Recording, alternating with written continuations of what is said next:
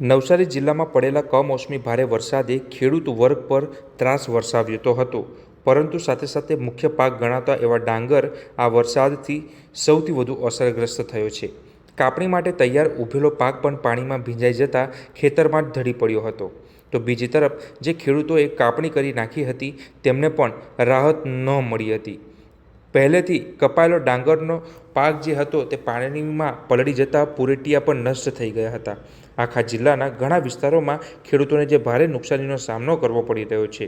પૂરેટિયા અને ચીમરીનું પણ નુકસાન થયું છે. સામાન્ય રીતે ગામડાઓમાં પાકનો મુખ્ય બાય પ્રોડક્ટ ગણાતા પૂરેટિયા પશુઓના ઘાસચારા તરીકે વપરાય છે, પરંતુ વરસાદના કારણે પૂરેટિયા ભીંજાઈ જતા કાળા પડી રહ્યા છે અને વાંસ આવવા લાગે છે. અને નિષ્ણાતો ચેતવણી આપી રહ્યા છે કે આવા નષ્ટ થયેલા પૂરેટિયાને પશુઓને ખવડાવવામાં આવે તો બીમારી, ડાયરિયા અને ઝેરનું જોખમ વધી શકે છે. બીજી તરફ શેરડીનો ઉપરનો ભાગ એટલે કે ચીમરી પણ વરસાદમાં સડી રહી છે, જેમાં જીવાત લાગવાથી અને ફૂગ ચડવાની શરૂઆત થઈ છે. પરિણામે ઘાસચારા માટેના બંને મુખ્ય સ્ત્રોત બગડી ગયા છે. જી સર. ડૉક્ટર MC પટેલ, નાયબ પશુપાલન નિયામક, નવસારી. જિલ્લામાં ઘાસચારાને લઈને શું પરિસ્થિતિ છે? જિલ્લામાં અંદાજિત 3 લાખ જેટલા પશુઓ આવેલા છે અને 75,000 જેટલા પશુપાલકો જિલ્લામાં આવેલા છે.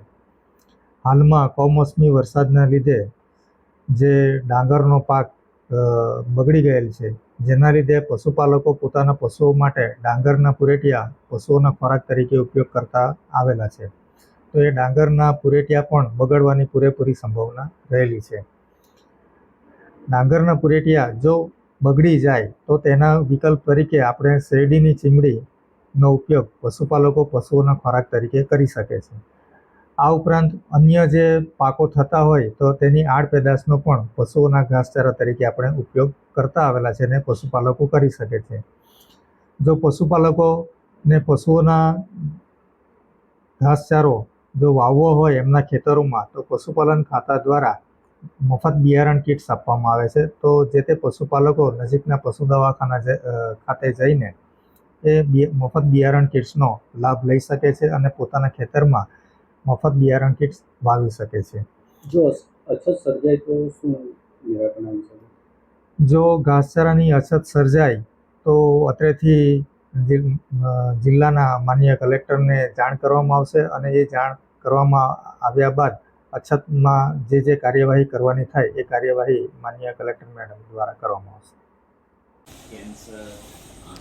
નવસારી જિલ્લાની વાત કરવામાં આવે તો જિલ્લામાં આશરે 75,000 જેટલા પશુપાલકો છે અને 3 લાખથી વધુ પણ ગાયો, ભેંસો અને બળદ અને પશુધન છે. પૂરેટિયા અને ચીમરી નષ્ટ થવાથી હવે ચારા અને દાણાનો સંકટ પણ ઊભો થયો છે. અનેક ગામડાઓમાં પશુપાલકો પશુઓને પૂરતું ખવડાવી નથી શકતા, જેના કારણે દૂધ ઉત્પાદન ઘટી રહ્યું છે. ખાસ કરીને નાના અને મધ્યમ વર્ગના પશુપાલકો સૌથી વધુ અસરગ્રસ્ત થયા છે, કારણ કે તેમને બજારમાંથી મોંઘો ચારો ખરીદવો પડી રહ્યો છે.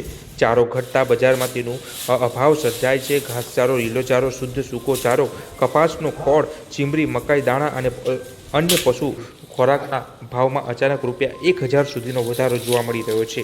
વેપારીઓ કહે છે કે પુરવઠો ઓછો અને માંગ વધારે હોવાથી ભાવમાં તેજી આવી છે. બીજી તરફ ખેડૂતો અને પશુપાલકો જણાવે છે કે ચારો મોંઘો ખરીદે તો નુકસાન વધી જાય છે અને ન ખરીદે તો પશુઓને ખવડાવવાનો પ્રશ્ન પણ એક ઊભો થયો છે. ત્યારબાદ ચાલો જાણીએ શું કહી રહ્યા છે નવસારીના પશુપાલકો.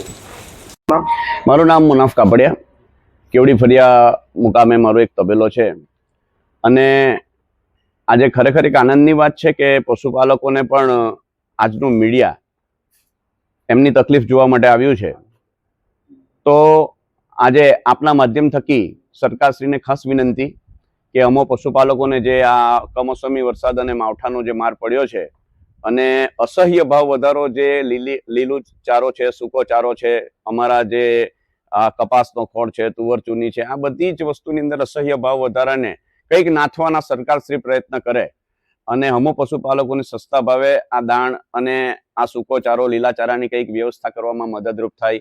ઉપરાંત સહકારી ડેરીઓ પાસેથી પણ કંઈક અમને ભાવ વધારો મળે એવી આપના માધ્યમ થકી સરકારશ્રીને ખાસ વિનંતી છે.